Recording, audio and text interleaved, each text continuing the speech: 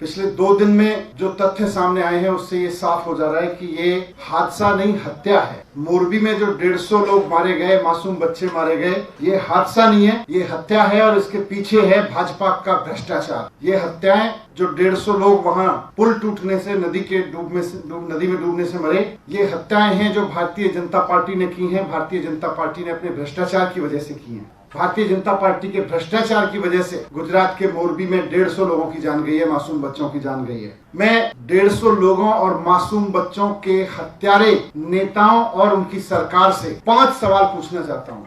5 सवाल।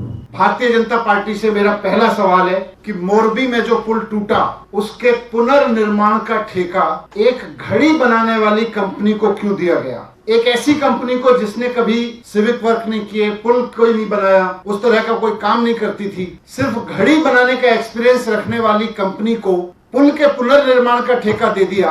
ये भारतीय जनता पार्टी जवाब दे कि ये क्यों दिया गया। दूसरा कि इतना बड़ा काम और इतना महत्वपूर्ण काम, इतना सेंसिटिव काम, और उसका ठेका ऐसी कंपनी को दिया गया जो घड़ी बनाने वाली थी, वो तो किया ही किया, लेकिन बिना टेंडर के ठेका दिया गया। मोरबी के पुल के पुनर्निर्माण का ठेका बिना टेंडर के दिया गया।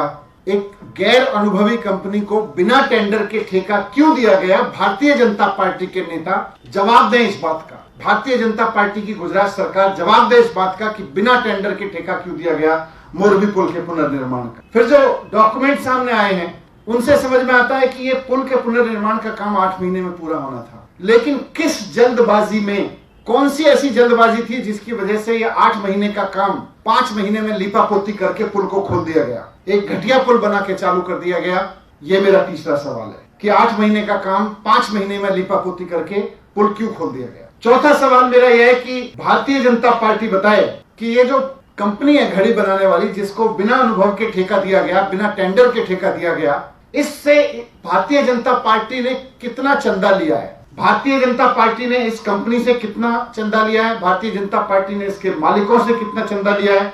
और इस कंपनी के मालिकों की बीजेपी के किन किन नेताओं से नजदीकी है? भारतीय जनता पार्टी इस बात का खुलासा करे कि मोरबी में जो 150 लोगों की हत्या हुई, उस हत्या के पीछे भारतीय जनता पार्टी को कितना चंदा मिला है, ये बात भारतीय जनता पार्टी बताए। और 5वां सवाल मेरा यह है कि इतने बड़े हादसे, और पूरे देश में, पूरी दुनिया में यह मुद्दा उठ रहा है, इतने बड़े हादसे के बावजूद जो एफआईआर दर्ज की गई है उसमें उस कंपनी और उसके मालिकों का नाम तक नहीं है। सिक्योरिटी गार्ड, नीचे के कर्मचारी, मजदूर, इन लोगों के खिलाफ एफआईआर की गई है। कंपनी के मालिक के खिलाफ एफआईआर नहीं की गई, कंपनी के नाम से एफआईआर नहीं की गई। वहां के सिक्योरिटी गार्ड और वहां के मजदूरों के खिलाफ, वहां के छोटे कर्मचारियों के खिलाफ एफआईआर की गई है। किसका दबाव है?